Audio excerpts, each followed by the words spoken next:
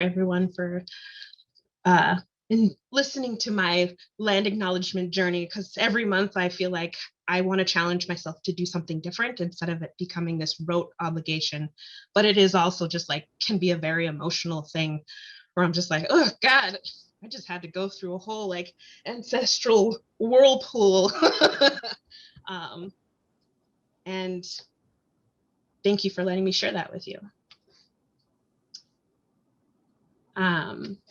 I also just kind of want to go into a couple logistics for the rest of the evening. Just wanted to let people know that this meeting will be recorded.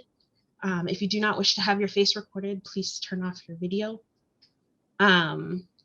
And if there is at any time you are uncomfortable with the recording, please just private message me. And we will make sure the recording is available for people after the meeting and to those who couldn't make it tonight. When the speakers are speaking, please stay on mute. Background noise can be very distracting. And 3, like use the chat definitely for appreciation. Some people drop a + in the chat to like show agreement or resonance. And if you have any questions, feel free to direct message me as well, or any of the other co-hosts. Also, I would like you to please keep the chat respectful and relevant to the topic being shared. Be mindful that the chat can get overwhelming and distracting. If too many people are sharing at the same time and having lots of conversation, like, yes, I would love to like hear your questions, but also just be like, sometimes the chat can go way too fast, and then just like, let's stay on the respectful and relevant to what we're talking about tonight. I also want to let you know that we have closed captioning available. If you click on the CC at the bottom of in the toolbar there, and if you click on it and select show subtitles, you'll have a little window that pops up, and you can move it around as needed. If that is something you desire to use. And lastly, we'll be following up with resources and the recording in an email, hopefully by Friday Eve, and that is that. I'm gonna stop sharing my screen. Oh wait, no, I'm gonna keep sharing my screen because I would like to introduce Valerie Costa, our interim executive director here at 350 Seattle, to share an announcement with us. Thanks, Shimona. I love that. Thank you for letting me take up a couple of minutes here today to talk about what you're probably tired of hearing about, which is Give Big. Give Big is now a 2-day online fundraising extravaganza, and 350 Seattle is part of Give Big. We raise a lot of money every year from a lot of donors during Give Big, and it's still happening for the next 4 hours and 48 minutes. And we set a goal to raise $20,000 today, and I don't know if that's going to happen, but I really want to see us hit at least 15,000. I've been spending my whole day asking people for money. So one, if you know me and you like me, see, I'm channeling some Shimona here. Give us money. If you want to support the work that we're doing here, I'm going to put the link in the chat. We're doing so much awesome work. You're going to hear a lot about solidarity tonight, and the team that's put together this meeting is incredible, and we do a lot of solidarity work. We're also, we have many campaigns. I think one of the things people struggle with 350 Seattle is figuring out like where to plug in, because there's so much going on.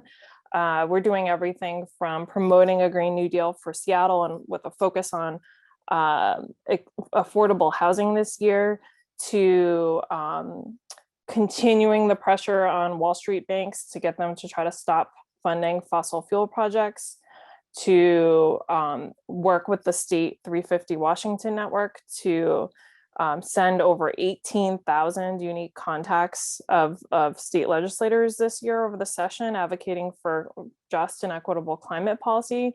We're working at the Port of Seattle, both the aviation side and maritime shipping and cruise ship side, to mitigate the negative effects of those of the industries there, and to push back on plans for expansion, and especially in the ways that that is affecting communities through pollution and poor labor practices on the cruise ships in particular.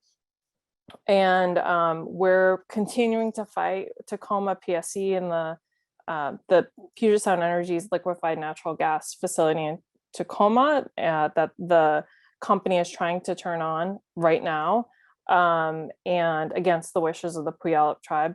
And we're working in solidarity there. We're doing so much, and it does take some money to do it. So put the link in the chat one more time. And thank you for considering making a donation. And thank you for all the ways you show up and contribute and give so much of your time and creativity and ideas, because all of that really matters too. Just every so often, we've got to try to bring in some extra money. So today is one of those days. So thank you so much. Thanks, Val. A good time. Solidarity is the day. I know some people are like, it's Cinco de Mayo, but like, I think the main thing that I've been sitting with is just like, what does it actually mean to be in solidarity? And that is a question that a lot of Latino, Chicano, Latina activists are challenging us to think about, especially on today. And also, it is also like really sitting with like, what is the work that we need to do in order to really work in community with each other. So thank you, Val. And I hope you guys can give big. And if not, tell all your friends to give big. Tell your family, tell your, anybody who's got some coin to spare. And so with that, I would like to ground us a little bit more into the space before we head into our main presentation with song. And I see it's just perfect because on the screen next to me is my beautiful friend Ale, who is going to lead us in song this evening. Thank you. Thank you for sharing your ancestral whirlpool with us. I enjoyed spinning in it. If we could see the whole screen, that'd be super sweet. Hi, everybody. It's good to be here with you. My name is Ale. I use she, they pronouns, and I'm with the People's Echo. We're a group of folks who are singing on the streets and together for all the things that we're feeling and to be in our bodies more and more. And it's a great tool for raising the energy and also de-escalating the energy. So I'm going to teach a song tonight. I'm going to actually share a song by the Peace Poets. I'm going to put the lyrics in the chat box here. My puppy is crying next to me, if you hear that also. I spent a lot of time thinking about what song I wanted to sing tonight, being that besides Cinco de Mayo, it's also Missing and Murdered Indigenous Peoples Day. And a dear friend of mine does a lot of that work deeply and carries quite a bit. And so I just wanted to make sure we had a song to sing tonight for our Indigenous siblings who have this going on in their communities still. So the lyrics say, "This is the moment. Put down what you're holding. Everything is changing. Listen to the wind. And when you hear it, you don't have to fear it. Now's the time for healing everything you love." So I'll sing a line. I'll have my hands here for when I'm singing. And then when I go like this, you'll echo back what I sang. And this is how I'll teach the song. And then we'll sing it a few times together.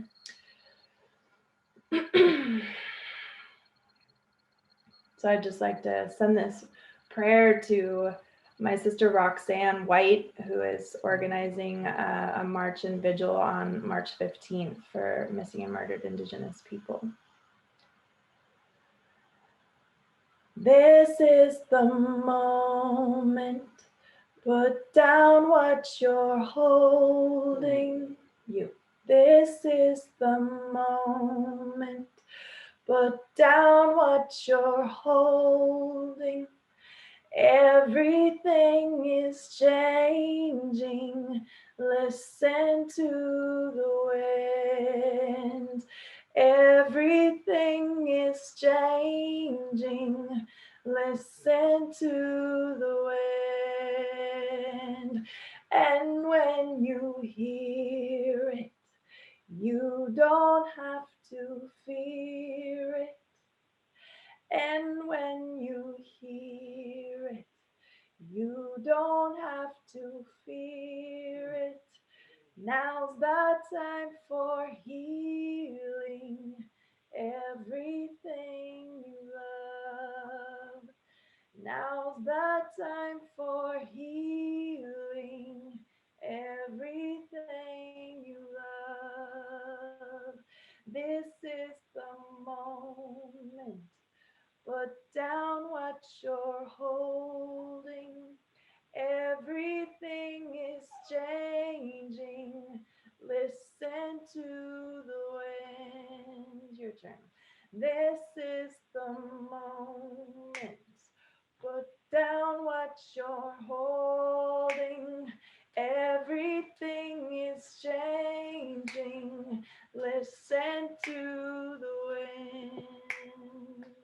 And when you hear it, you don't have to fear it. Now's the time for healing everything you love. You. And when you hear it, you don't have to fear it. Now's the time for healing everything you love. We'll try the whole thing together. This is the moment. Put down what you're holding. Everything is changing. Listen to the wind. And when you hear it, you don't have to fear it. Now's the time for healing everything you love. Now's the time for healing everything you love. Thanks, everybody.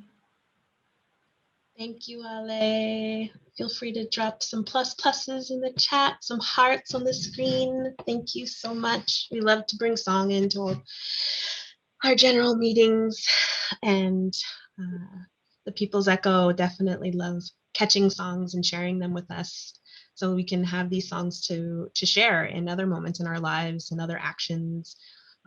Or even just to sing to yourself when you're just like, I need a moment to sing to myself, because I'm pretty sure everyone has that feeling. I have it all the time. So thank you, Ale. So I'm trying to find the button to share my screen again. I would love to pass it to my dear friends, Meg O'Hara and Eric Ross, who are going to take on the meat of our meeting today, talking about solidarity. And I'm still not getting the button. And okay, here we go. Okay. Can everyone see my screen? Cool. All good. Thank you so much, Shimona. I'm going to pass it over to Eric first, and then I'll introduce myself more when I come on a little bit later. Hello and welcome, friends. My name is Eric Ross. I use he, him pronouns, and today I'm calling in from the lands and waters of the Duwamish and Coast Salish peoples. And thank you, Ale and People's Echo, for bringing us into this moment. And today, our topic is solidarity, both personal as well as organizational solidarity. And to help bring us into that moment, we have a video to share with you all.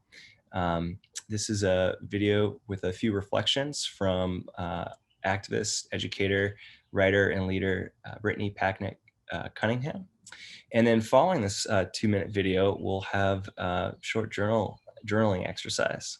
So please give your attention to Brittany on the screen.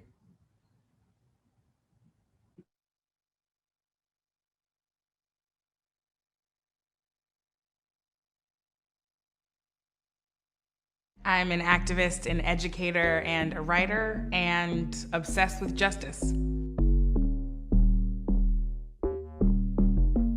For me, all of these things, police violence, education, racial justice, gender justice, all of these things are deeply interconnected, because until we figure all of them out, then no one's thriving, and until all of us are free, none of us are free.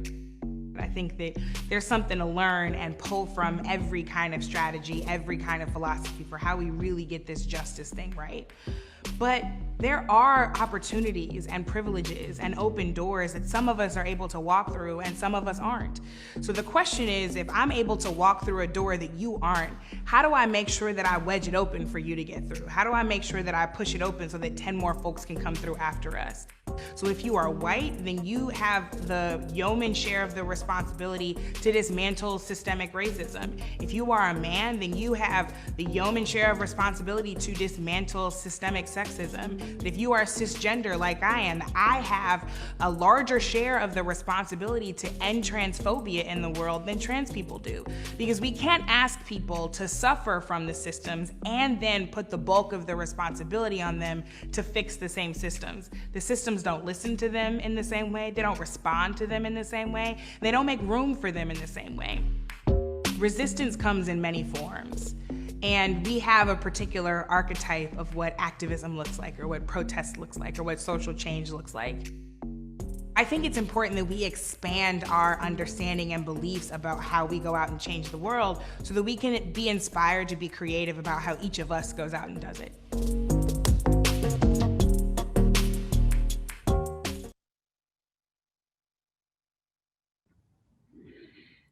All right.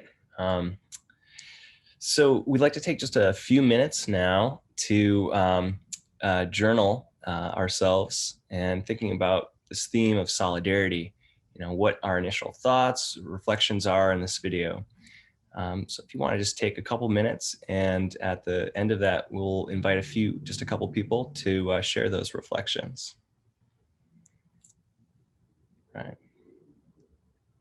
All right, welcome back.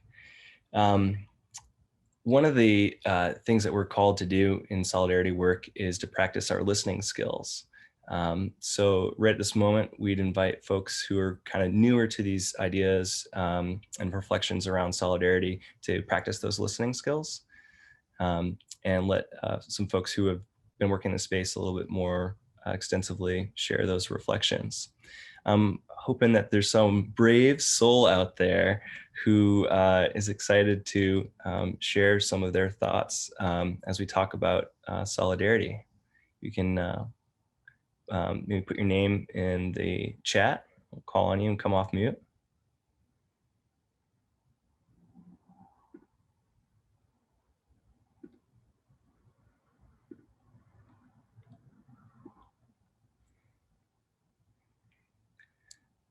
All right. Meg, how are you feeling? Do you have any thoughts or reflections from your journaling that you'd like to share? Yeah, I was actually thinking of, I was thinking about like the presentation that we're doing right now and including some of the phrases that Brittany Packnick was using in her video. In particular, I think was just really sitting with, like I've seen this video a couple times, but the idea of like really being creative and pulling from all these different spaces, and also really considering that, like, for example, like myself as a cisgender person, the idea of like this yeoman share of doing the work to fight against transphobia, while also still not being the one to determine the solutions per se. It's something we'll talk about. as we continue. Yeah, I heard Brittany talk about we have a responsibility to help wedge this door open, to expand the opportunities that everyone can participate in, and a more expansive view of resistance, what social change looks like.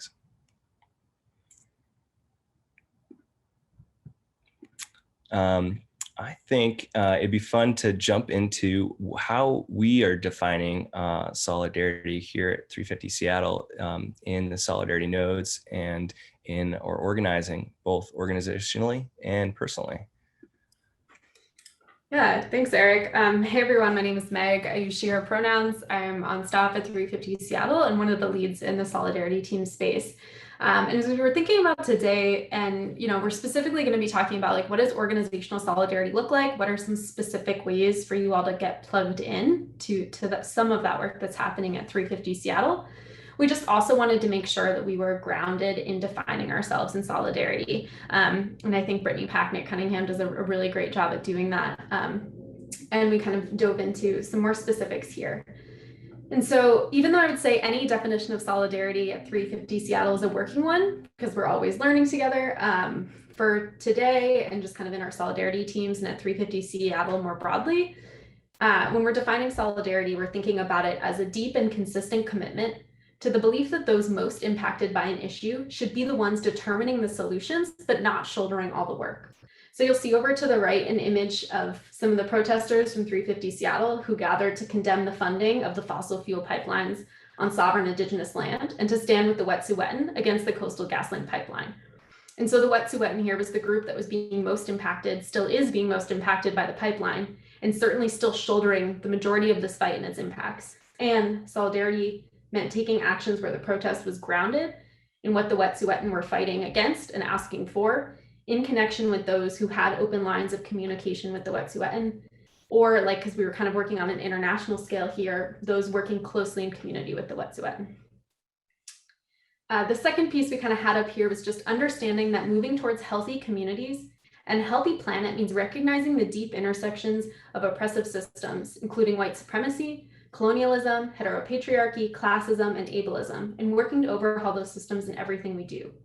And really wanting to emphasize, which I know this is, definitely a grounding for a lot of folks, and it's not just because it's the right thing to do, though it is, but it's a really essential strategy for achieving all the healthy communities in the healthy world that we deserve. And finally, when we were thinking about solidarity, we were thinking about it a lot in this continued cycle of educating yourself, taking action, reflecting on it, and also your work being held accountable in some way. And I'm going to pass it down to the next slide.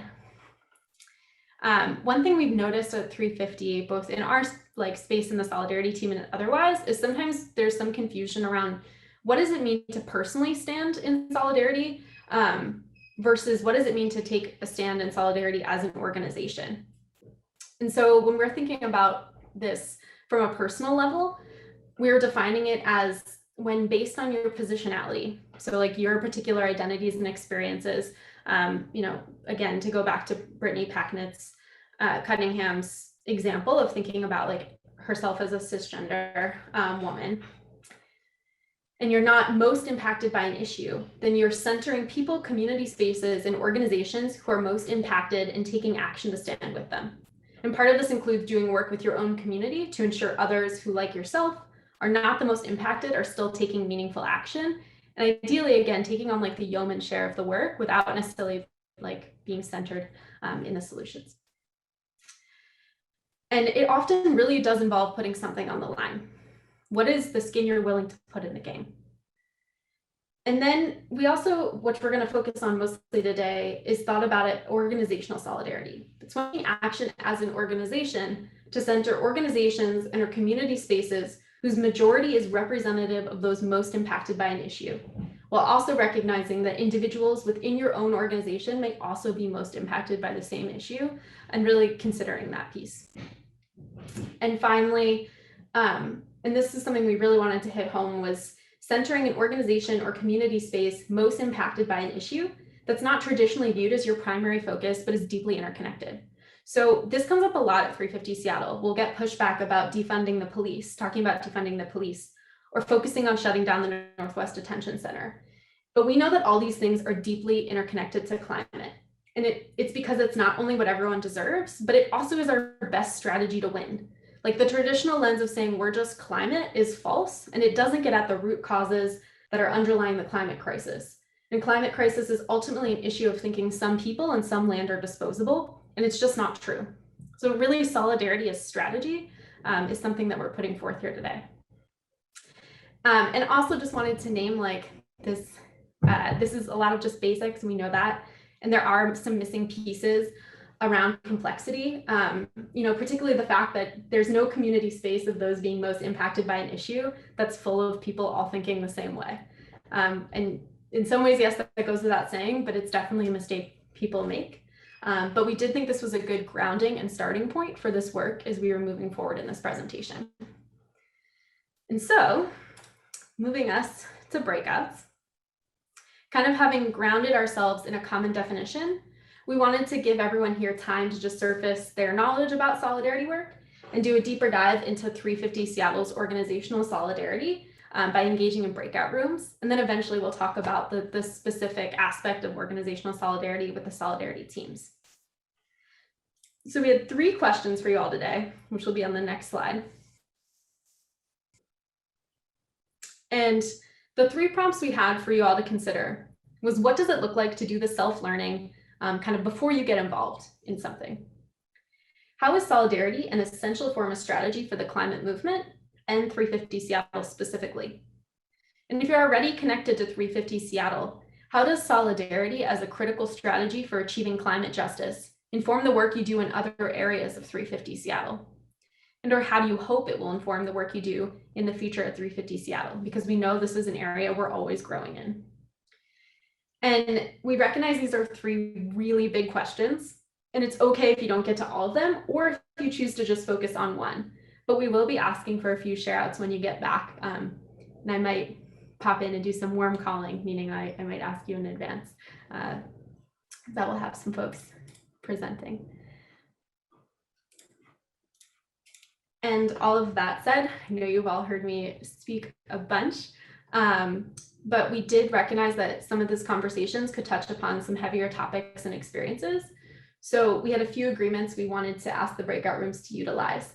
I'll pop them in the chat so you'll have them for reference before you enter the rooms. And you'll also definitely have access to those questions again. We know we just flashed them in front of your face and moved to a new slide. So I'm going to pass it to Eric, and we're just going to kind of alternate about the agreements we had. So while we're sharing and learning together, some of the agreements that we'd like to hold in our breakouts is 1, staying engaged. 2, listen for understanding and without needing to find yourself in someone else's story. Additionally, we're talking about these topics with our minds as well as our hearts. Just being aware of your positionality. So again, the identities and experiences you bring to a space. We all have learning to do as we strive towards a space that allows folks to bring their fullest selves. And as part of that, it's okay to be okay with discomfort and be open to feedback and ongoing learning. Additionally, as we're chatting, we recognize that moments of conflict may or often happen, and how we move through that conflict is really important.